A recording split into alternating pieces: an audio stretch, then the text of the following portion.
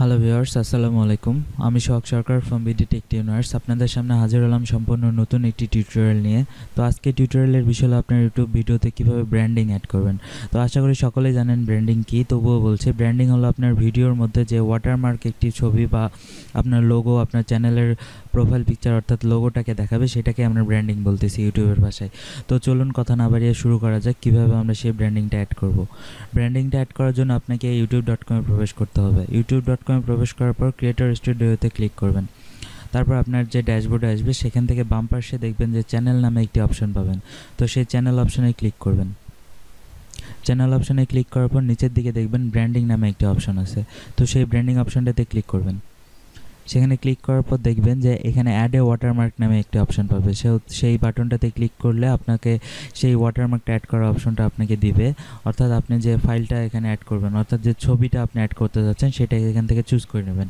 তো এখানে কিছু কথা আছে, সেটা আমি বলে নিচ্ছি। ছবিটার সাইজ অবশ্যই 1 MB হতে হবে, 1 MB বেশি হলে হবে না। আরেকটা কথা দেখুন, যেখানে রিকমেন্ডেড ফাইল ফরম্যাট দেখাচ্ছে PNG আর জিপ ফাইল, অর্থাৎ আপনাকে ছবিটা ট্রান্সপারেন্ট হতে হবে। তো সব সময় ট্রাই করবেন ছবিটাকে ট্রান্সপারেন্ট করার জন্য। তো ছবিটা চুজ করে নেব এখান থেকে। ছবিটা চুজ করে নেওয়ার পরে এখানে সেভ বাটনে ক্লিক করব।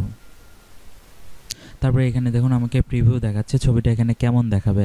তো ছবিটা যদিও আমার একটু ছোট হয়ে গেছে, এটা একটু বড় দিতে হবে, তাহলে দেখতে সুন্দর লাগে। তো আপনারা একটু বড় সাইজের করে নেবেন ছবিটা। আর অবশ্যই মনে রাখবেন যে ছবির সাইজটা কিন্তু অবশ্যই 1 MBর মধ্যে রাখতে হবে। তো রাখার পরে ছবিটা এখানে প্রিভিউটা দেখার পর যদি আপনার ভালো লাগে, অর্থাৎ ছবিটা যদি আপনার অ্যাকুরেট মনে হয় সাইজটা, তাহলে আপনি সেভ করবেন। আর যদি অ্যাকুরেট না মনে হয় তাহলে ক্যান্সেল করে ছবিটা এডিট করে নিয়ে আবার সেভাবে অ্যাড এ ওয়াটারমার্কে আসার পর আবার ছবিটা অ্যাড করবেন। তো আমি এভাবেই রাখতেছি, আমি আপনাদের সেভ করে দেখাচ্ছি এটাই। তো সেভ বাটনে ক্লিক করলাম। তারপর এখানে যে অপশনটা পাবেন সেটা হলো আপনার এই ছবিটা ভিডিওর কোন অংশটাতে দেখাবে, অর্থাৎ কত দূর থেকে কত দূর পর্যন্ত দেখাবে।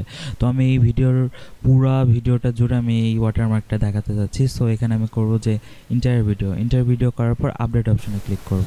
আপডেট অপশনে ক্লিক করলে আমার ফাইলটি ইউটিউব ব্র্যান্ডিং হিসেবে সেভ হয়ে যাবে। তো এই ছিল আজকে টিউটোরিয়াল, আশা করি সকলের ভালো লেগেছে।